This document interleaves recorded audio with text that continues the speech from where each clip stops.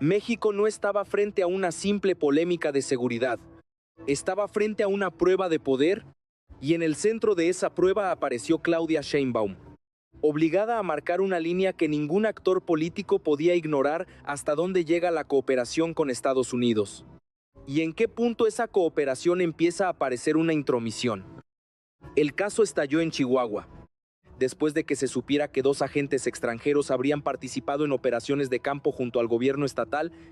No era un detalle menor, no era un rumor fácil de cerrar. Era una pregunta incómoda lanzada contra todo el sistema político. ¿Quién autorizó esa presencia? ¿Bajo qué reglas? ¿Con qué límites? ¿Y por qué el gobierno federal tuvo que enterarse a partir de un accidente trágico? Ahí Sheinbaum tomó una decisión estratégica. No permitió que el asunto se redujera a una pelea partidista contra Maru Campos. Tampoco cayó en la trampa de discutir solo si Chihuahua era un estado inseguro o si el PAN estaba siendo atacado. La presidenta movió el debate a un terreno más alto, la soberanía nacional. Ese cambio fue decisivo, porque al hablar de soberanía, Sheinbaum convirtió un escándalo local en un mensaje para todos los gobernadores. La seguridad se coordina, pero no se privatiza. La cooperación internacional existe, pero no puede pasar por encima de la Constitución. Y ningún estado puede actuar como si tuviera una política exterior propia. La reacción de sus adversarios fue inmediata. Desde el PAN se intentó presentar el caso como una ofensiva política. Pero Sheinbaum desactivó esa línea con una maniobra precisa. Recordó que su gobierno reconoce avances de seguridad en estados gobernados por la oposición. Con eso separó 2 cosas. Una cosa es coordinarse con gobiernos estatales. Otra muy distinta es tolerar operaciones extranjeras sin claridad institucional. El golpe político cayó sobre Maru Campos. Si ella abría una unidad especial para investigar el caso, la pregunta era inevitable. ¿Podía investigarse a sí misma? ¿Podía su gobierno explicar lo que ocurrió sin quedar atrapado por sus propias contradicciones? Mientras tanto, Sheinbaum no se detuvo. Inauguró obras, habló de hospitales, carreteras y trenes. Mostró gobierno en movimiento mientras sus adversarios explicaban crisis. Y esa fue la imagen central: Claudia avanzando, la oposición reaccionando, pero si Chihuahua revelaba una grieta, también habría una amenaza mayor. Porque detrás de ese caso ya no estaba solo Maru Campos. Estaba la disputa por quién controla la seguridad, quién controla el territorio y quién controla el relato. Para entender por qué Claudia Sheinbaum reaccionó como lo hizo, hay que mirar el tablero completo. Porque Chihuahua no es un caso aislado. Es un punto de fricción dentro de una estructura de poder mucho más amplia, donde se cruzan intereses estatales, federales y, en algunos casos, incluso internacionales. Sheinbaum no gobierna en un vacío. Hereda una arquitectura política construida durante años por la llamada Cuarta Transformación. Una arquitectura que busca centralizar decisiones estratégicas, especialmente en temas sensibles como seguridad, infraestructura y soberanía energética. En ese esquema, los estados tienen margen de acción, pero no autonomía absoluta. Y ahí aparece la tensión. Gobernadores como Maru Campos representan un modelo distinto, uno en el que los gobiernos estatales intentan mantener redes propias, alianzas propias y, en ocasiones, mecanismos propios de seguridad. En contextos normales, eso puede interpretarse como descentralización, pero en contextos de violencia, crimen organizado y cooperación internacional, esa autonomía se vuelve un terreno peligroso. Sheinbaum lo sabe. Por eso, cuando surge el caso de los agentes extranjeros en Chihuahua, la presidenta no solo está evaluando un incidente, está evaluando un precedente. Si deja pasar ese tipo de operaciones sin marcar límites claros, el mensaje hacia otros estados sería inmediato. Cada gobierno puede gestionar su propia relación con actores externos. Y eso rompe el control federal. Al mismo tiempo, Sheinbaum enfrenta otro frente: la narrativa pública. Durante años, ciertos medios han construido una agenda centrada en violencia, inseguridad y crisis. En ese entorno, cualquier incidente como el de Chihuahua puede amplificarse y convertirse en una señal de debilidad del gobierno federal. Pero aquí aparece otro movimiento estratégico. Mientras el escándalo crecía, Sheinbaum decidió no concentrar todo el discurso en la crisis. Continuó con una agenda visible: inauguraciones, anuncios de infraestructura, avances económicos. Entre ellos, un dato clave: México consolidándose dentro del top 10 de exportadores mundiales. Según la Organización Mundial del Comercio, ese dato no es menor, porque cambia la conversación. Mientras la oposición intenta posicionar un país en crisis, Sheinbaum introduce indicadores de estabilidad y crecimiento. No niega los problemas, pero evita que se conviertan en el único eje narrativo. Y eso genera una doble presión sobre sus adversarios. Por un lado, tienen que atacar la gestión de seguridad. Por otro, tienen que explicar por qué, pese a esos ataques, la economía mantiene indicadores positivos. Esa contradicción debilita el discurso opositor, pero el tablero no termina ahí. En paralelo, emergen actores mediáticos y figuras públicas que intentan intervenir en el debate. Críticas, declaraciones, ataques personales, algunos con motivaciones políticas claras, otros buscando visibilidad. Sin embargo, para Sheinbaum, esos ataques no son el problema central. Son ruido. El verdadero conflicto sigue siendo estructural. ¿Quién controla las decisiones clave del país? ¿Quién define los límites de la cooperación internacional? ¿Y quién tiene la autoridad final en temas de seguridad? En ese contexto, el caso Chihuahua deja de ser un incidente local y se convierte en una señal de advertencia. Una advertencia hacia gobernadores, hacia opositores y hacia cualquier actor que intente operar fuera del marco federal. Y la pregunta empieza a cambiar de forma. Ya no es solo qué pasó en Chihuahua. Es quién más podría estar operando bajo esquemas similares y qué hará Sheinbaum cuando esos casos salgan a la luz. El conflicto dejó de ser técnico y se volvió político en cuestión de horas. Porque cuando Claudia Sheinbaum elevó el caso Chihuahua al nivel de soberanía nacional, obligó a todos los actores a posicionarse. Ya no bastaba con guardar silencio. Ya no era posible diluir el tema en burocracia. Había que responder. Y ahí comenzó la verdadera explosión. Desde el entorno del PAN, la reacción fue inmediata pero fragmentada. Algunos intentaron minimizar el caso. Otros acusaron al gobierno federal de exagerar, pero esa falta de línea clara reveló algo más profundo. No había una estrategia unificada para enfrentar el golpe político que Sheinbaum acababa de lanzar. Mientras tanto, Maru Campos quedó atrapada en una contradicción difícil de sostener. Por un lado, necesitaba demostrar control sobre su estado. Por otro, tenía que explicar por qué existían indicios de colaboración operativa con agentes extranjeros. Y cada intento de respuesta abría una nueva duda. La creación de una unidad especial para investigar el caso, lejos de calmar el escenario, lo tensó aún más. Porque la pregunta era inevitable. ¿Se trataba de una investigación real o de un intento por controlar daños? Ese movimiento fue interpretado por muchos como una jugada defensiva. Y en política, cuando te perciben a la defensiva, pierdes terreno. Sheinbaum entendió eso desde el primer momento y evitó caer en ese mismo error. Nunca se mostró acorralada. Nunca reaccionó con urgencia. Siempre habló desde posición de control. Pero el conflicto no se quedó en los gobiernos. Saltó al espacio mediático. Figuras públicas comenzaron a intervenir. Comentarios, críticas, ataques directos. Algunos cuestionando la gestión de seguridad. Otros intentando empujar la narrativa de que el gobierno federal estaba fallando.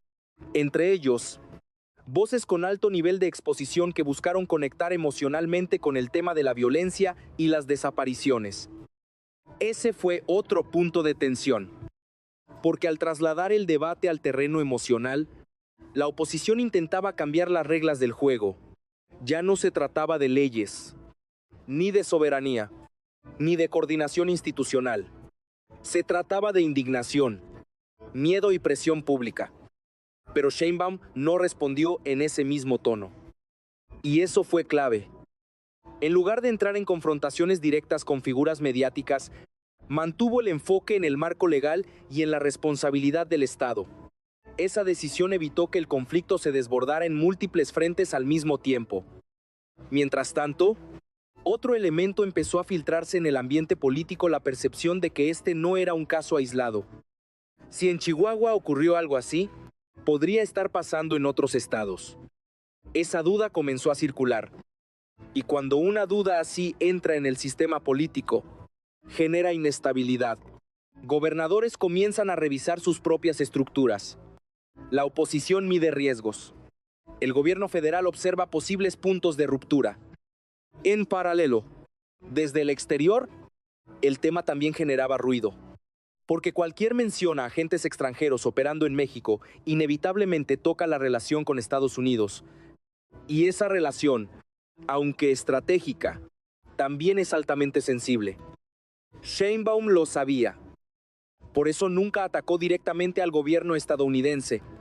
Su mensaje siempre se mantuvo dentro de un marco institucional. No era un conflicto internacional, era un problema de cumplimiento interno. Esa precisión evitó escalar el conflicto, pero no redujo su impacto. Porque dentro de México, el efecto ya estaba en marcha. El caso Chihuahua había dejado de ser un incidente. Se había convertido en un detonador, y ahora la pregunta no era si habría consecuencias. Era quién sería el siguiente en quedar expuesto. Para entender la dimensión real de lo que está haciendo Claudia Sheinbaum, hay que ir más allá de la reacción inmediata y observar el diseño estratégico detrás de cada movimiento. Porque nada en este episodio parece improvisado. Desde el momento en que el caso Chihuahua salió a la luz, Sheinbaum evitó dos errores clásicos en política sobre reaccionar o minimizar. No gritó crisis, no negó el problema. En lugar de eso, redefinió el terreno del conflicto. Ese fue el primer paso. Al colocar el concepto de soberanía en el centro, Sheinbaum no solo elevó el nivel del debate, también cambió quién tenía la ventaja. En un terreno local, Maru Campos podía defenderse. En un terreno constitucional, la ventaja es del gobierno federal. Y ahí comienza la lógica estratégica. Sheinbaum está construyendo una narrativa de control, una en la que el gobierno federal no solo administra, sino que establece límites, no solo coordina, sino que define reglas. Eso tiene un efecto inmediato: reduce el margen de maniobra de los estados que buscan operar de forma independiente en temas sensibles. Pero hay una segunda capa. Mientras el conflicto político crece, Sheinbaum mantiene visible una agenda de resultados: infraestructura, economía, obras públicas. No es casualidad, es un contrapeso narrativo.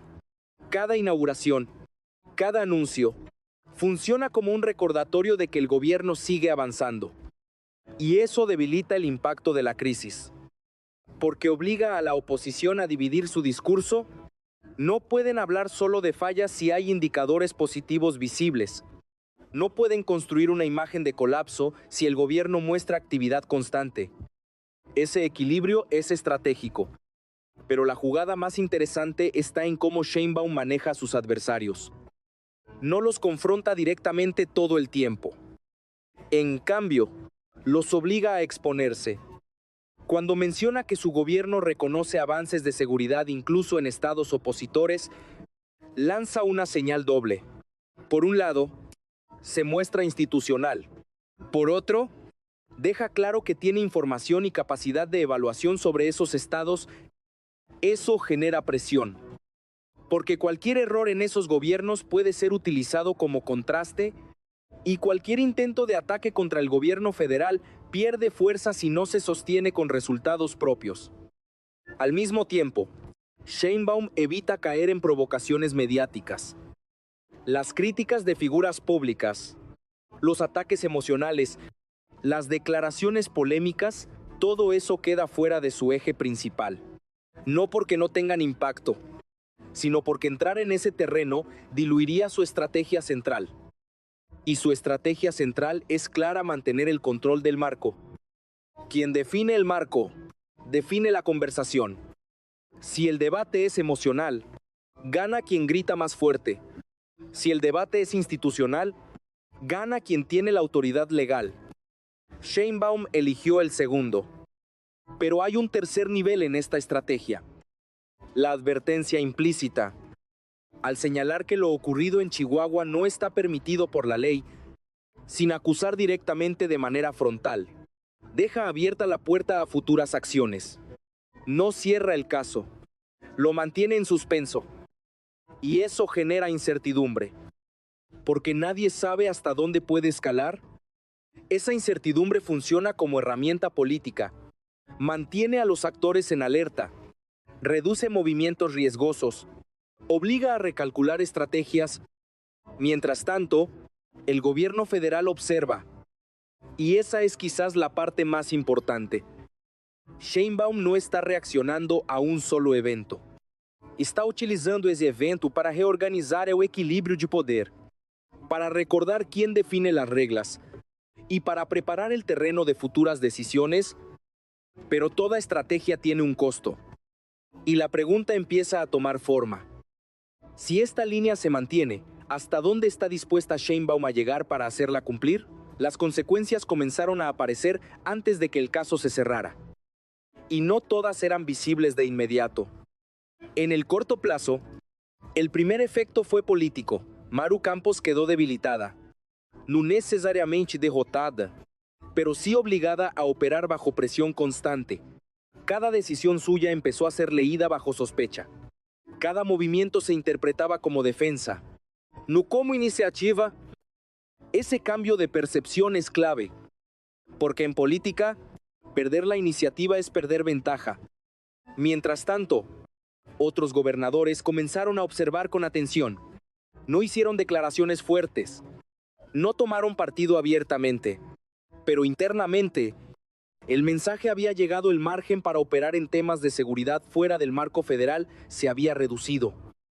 Ese es el segundo efecto. Un reordenamiento silencioso. No hay titulares que lo expliquen. No hay discursos que lo confirmen. Pero ocurre en reuniones, en decisiones internas, en ajustes de coordinación.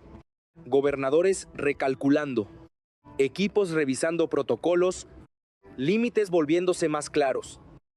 Sheinbaum no necesita decirlo explícitamente. El sistema lo entiende, pero el impacto no se detiene ahí. En el plano nacional, la oposición enfrenta un dilema. Si insiste en atacar al gobierno federal por seguridad, corre el riesgo de que casos como Chihuahua se vuelvan en su contra. Si evita el tema, pierde uno de sus principales argumentos políticos. Esa tensión fragmenta su estrategia. Algunos sectores optan por intensificar críticas, otros prefieren cambiar de agenda, y esa falta de coherencia debilita el bloque opositor en su conjunto. Mientras tanto, Sheinbaum mantiene su ritmo. Obras, anuncios, presencia pública. No es solo gestión, es construcción de imagen. Una imagen de continuidad, de control, de gobierno en marcha. Y eso tiene un efecto acumulativo. Cada acción refuerza la idea de estabilidad frente al conflicto. Pero hay una capa más profunda: la relación con Estados Unidos. Aunque Sheinbaum evitó escalar el conflicto a nivel internacional, el mensaje interno tiene implicaciones externas. Al marcar límites sobre la presencia de agentes extranjeros, está redefiniendo términos de cooperación. No los rompe, pero los ajusta. Y esos ajustes, aunque sutiles, pueden generar fricciones a largo plazo, porque la seguridad entre ambos países es interdependiente. Cualquier cambio en las reglas afecta a ambos lados. Por ahora, ese frente permanece contenido, pero no resuelto. Al mismo tiempo, el caso deja una pregunta abierta dentro del país. ¿Cuántas otras situaciones similares podrían existir sin haber salido a la luz? Esa duda no desaparece, se queda. Y cuando una duda así permanece en el sistema político, se convierte en presión constante. Presión sobre gobiernos estatales, presión sobre instituciones, presión sobre la narrativa pública. Sheinbaum parece entender ese efecto. No necesita cerrar el caso rápidamente. Mantenerlo activo también es una forma de control. Pero eso implica un riesgo, porque mantener la tensión también puede generar desgaste. Y ahí aparece el siguiente punto crítico. Si el gobierno decide avanzar más, investigar más, exponer más, el conflicto podría escalar a niveles más altos. Podría involucrar a más actores. Podría abrir frentes que hoy aún están contenidos. Entonces la pregunta cambia otra vez. No es solo qué consecuencias dejó Chihuahua. Es qué tipo de país está empezando a definirse a partir de ese episodio y quiénes quedarán fuera de ese nuevo equilibrio. El caso Chihuahua no terminó con una investigación abierta. Terminó convirtiéndose en una señal de hasta dónde está dispuesta a llegar Claudia Sheinbaum para redefinir el equilibrio de poder en México y más importante aún, una señal de que ese equilibrio ya empezó a moverse. Porque lo que ocurrió no fue solo una confrontación entre un gobierno federal y una gobernadora. Fue un momento en el que se trazaron límites. Límites sobre quién puede actuar en temas de seguridad, límites sobre la presencia extranjera, límites sobre la autonomía real de los estados. Y esos límites no se anuncian, se imponen. Sheinbaum entendió que el verdadero poder no está en reaccionar, sino en establecer reglas que otros tengan que seguir. Por eso no gritó, no improvisó, no se desvió. Mantuvo el marco institucional y obligó a todos los demás a moverse dentro de él. Ese es el punto de inflexión. A partir de ahora, cualquier gobernador sabe que hay líneas que no puede cruzar sin enfrentar consecuencias políticas. Cualquier actor externo entiende que la cooperación tiene condiciones y cualquier adversario sabe que atacar no será suficiente si no controla también el terreno del debate. Pero el movimiento de Sheinbaum también deja una incógnita. Porque cuando un liderazgo comienza a consolidar control, inevitablemente aparecen resistencias, no siempre visibles, no siempre inmediatas, pero constantes. ¿Quién va a desafiar esos límites? ¿Quién va a intentar romper ese nuevo orden? Y, sobre todo, ¿cómo va a responder Sheinbaum cuando ese desafío no sea local, sino nacional? Ahí está la verdadera tensión. Porque lo que empezó en Chihuahua podría no terminar en Chihuahua. Podría ser apenas el primer capítulo de una reconfiguración más profunda, una en la que el poder federal se fortalece. La oposición se reacomoda y las reglas del juego cambian de forma silenciosa pero decisiva. Y si eso ocurre, el país no solo estará viendo decisiones políticas, estará viendo la construcción de un nuevo modelo de control. Uno en el que cada movimiento cuenta y cada error se paga. Si quieres entender hacia dónde se mueve realmente México, este no es un caso más, es una advertencia. Y la historia apenas está empezando.